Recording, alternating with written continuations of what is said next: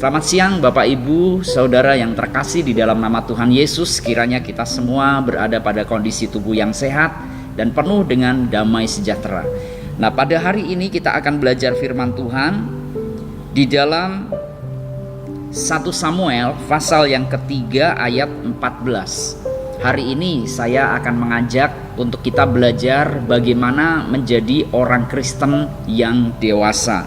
1 Samuel 3 ayat 14 dan ayat yang ke-18. Alkitab berkata, "Sebab itu aku telah bersumpah kepada keluarga Eli bahwa dosa keluarga Eli takkan dihapuskan dengan korban sembelihan atau dengan korban sajian untuk selamanya."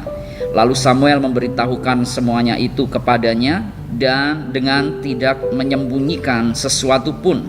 Kemudian Eli berkata, "Dia Tuhan, biarlah diperbuatnya apa yang dipandangnya baik."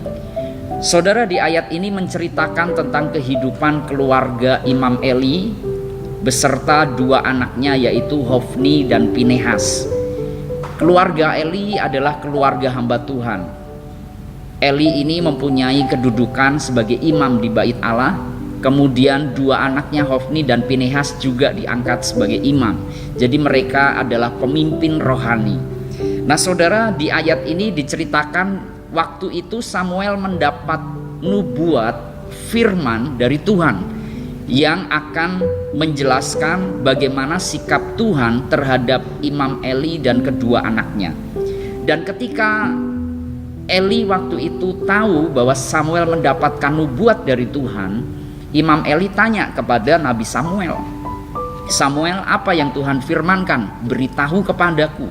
Jangan sembunyikan satu hal pun. Beritahukanlah kepadaku." Dan akhirnya Samuel memberitahukan nubuat Tuhan terhadap Eli dan kedua anaknya. Secara ringkas, nubuat itu berkata bahwa Imam Eli dan kedua anaknya ini membuat Tuhan sangat sakit hati, membuat Tuhan sangat murka dan sangat marah karena dosa yang mereka perbuat, karena perbuatan buruk yang Imam Eli dan kedua anaknya lakukan. Sehingga Tuhan berfirman bahwa dosa dari keluarga Imam Eli tidak bisa dihapuskan, tidak bisa diampuni, baik melalui korban persembahan dan korban bakaran. Dan Tuhan juga berfirman bahwa Eli dan kedua anaknya akan dimusnahkan oleh Tuhan. Bahkan keturunan mereka akan dimusnahkan oleh Tuhan. Nah saudara, Samuel menceritakan semua hal itu kepada Imam Eli berkaitan dengan dosa yang mereka lakukan. Dan Alkitab mengatakan bahwa di bagian terakhir Imam Eli berkata, ketika dia sudah mendengar nubuat tersebut, Imam Eli berkata seperti ini, "Dia Tuhan, biarlah diperbuatnya apa yang dipandangnya baik." Nah saudara, secara sekilas Imam Eli ini perkataannya sangat teologis, sangat rohani, menyerahkan semuanya kepada kedaulatan Tuhan mengenai penghukuman yang akan menimpa dia dan kedua anaknya. Tetapi kalau kita perhatikan lagi, kita resapi kalimat ini merupakan kalimat dari seseorang yang tidak mau menanggalkan dosa-dosa yang dia lakukan untuk dia bertobat dan minta ampun sama Tuhan. Padahal waktu itu Tuhan marah karena Imam Eli tidak bisa menasehati kedua anaknya. Dan kedua anak Imam Eli ini banyak melakukan dosa. Hofni dan Pinehas main perempuan pada waktu itu, meniduri para perempuan yang melayani di Bait Allah. Hofni dan Pinehas merampas korban bakaran bangsa Israel sebelum diberikan sebagai korban bakaran, dirampas oleh Hofni dan Pinehas. Dan Imam Eli sebagai orang tua, mereka tidak mau, Imam Eli tidak mau menasehati anak-anaknya supaya bertobat, dan Tuhan marah. Dan ketika Tuhan memberitahukan bahwa Imam Eli dan kedua anaknya akan dihukum, akan mati, Imam Eli cuma berkata, "Dia Tuhan, biarlah diperbuat apa yang dipandangnya baik." Ini merupakan kalimat bahwa Imam Eli sudah merasa masa bodoh, saudara. Ini merupakan kalimat bahwa Imam Eli sebagai seorang pemimpin rohani, sebagai seorang yang tahu dan kenal Tuhan, dia tidak mau bertobat, dia tidak mau menanggalkan dosa-dosanya. Sehingga di dalam akhir kisahnya, Imam Eli meninggal, Hofni dan Pinehas meninggal, saudara. dan jabatan mereka sebagai imam, sebagai pemimpin rohani dialihkan kepada Nabi Samuel. Sangat tragis hidupnya. Nah saudara, kita belajar pada hari ini, kalau kita ingin menjadi orang Kristen yang dewasa, maka segala dosa-dosa yang buruk harus kita tinggalkan. Pola hidup kita yang lama, yang masih duniawi, yang kasar, yang suka marah, yang sering mengintimidasi melalui otoritas yang kita miliki, yang sering memaksakan kehendak, yang sering menyakiti, yang sering melakukan segala dosa. Ketika kita menjadi Kristen, kita harus tanggalkan itu, kita harus buang itu, dan kita mengenakan manusia baru. Jadi kedewasaan itu merupakan sebuah perubahan yang nyata.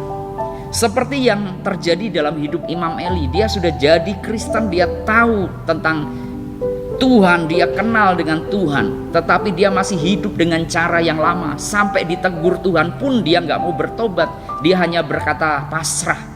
Padahal kalau kita bandingkan dengan Daud, ketika Daud berbuat dosa, ditegur oleh Nabi Nathan, Daud langsung sujud, langsung nangis dan berkata, ampuni saya.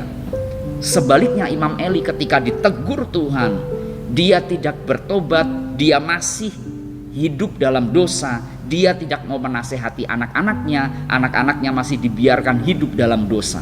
Sehingga Tuhan sangat marah dengan Imam Eli. Nah saudara, kekristenan itu, kedewasaan rohani, orang Kristen yang dewasa itu bisa dilihat dari buahnya, dari karakternya. Kalau kita orang Kristen yang dewasa, manusia lama kita, segala karakter buruk harus kita buang. Nah, saya punya kertas di sini Bapak Ibu Saudara, ini menggambarkan tentang kehidupan kita yang lama. Ketika kita menerima Yesus sebagai Tuhan dan Juru Selamat, yang namanya geram, iri hati, suka bertengkar, suka memaksakan kehendak, suka menyakiti sesama, suka mengintimidasi sesama, suka merugikan orang lain, itu harus kita buang saudara. Kita harus buang semua karakter lama ini kalau kita ingin menjadi orang Kristen yang dewasa. Kita harus buang dan kita harus ganti dengan karakter baru. Di mana di sini di dalam hidup kita sudah mengenakan kasih, kita sudah mengenakan sopan santun, kita mengampuni, kita tidak memaksakan kehendak kita, tidak hanya berorientasi pada kepentingan diri sendiri, tetapi kepentingan bersama. Hidup orang Kristen dewasa itu adalah hidup yang baru, yang lama sudah dibuang, yang baru harus kita hidupi. Dari kisah Imam Eli, Hofni dan Pinehas, kita belajar kalau kita ingin menjadi dewasa di dalam Kristus, maka buanglah manusia lama kita dan kenakan manusia rohani yang baru, yang penuh dengan buah-buah roh. Tuhan Yesus memberkati. Mari kita berdoa. Tuhan Allah Bapa kami yang kami sembah di dalam nama Tuhan Yesus, kami mengucap syukur atas firman-Mu. Kami menjadi Kristen, kami ingin mengenakan manusia baru supaya kerohanian kami semakin dewasa di dalam Tuhan.